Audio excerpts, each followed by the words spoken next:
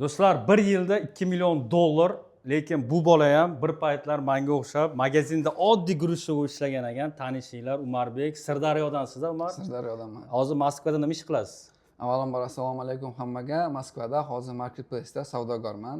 O'zimda brendimda kiyim-kechaklarni sotaman. Brendimiz Habits va Xiban Habit deb ataladi.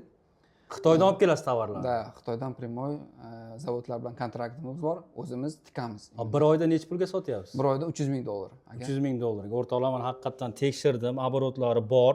Lekin Umar, menga sizni oborotingiz, menga sizni qilayotgan foydangiz ne interesno.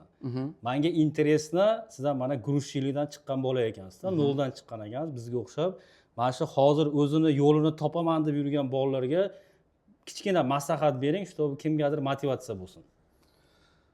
Birinchi o'chirda o'ziga ishonish, maqsad qo'ya bila olish, to'g'ri, maqsadiga harakat qilish, javobgarlikni bo'yniga ola bilish. Divanda yotib xayol surishmas. Bo'ldi aka. Hayot yo'li o'zi ko'rsatadi nima ishlar qilishini. Xudo xolasa 2025-yilda 2 million dollar qildingizmi? 2 million 300 ming dollar. 2026-yilda nima plan?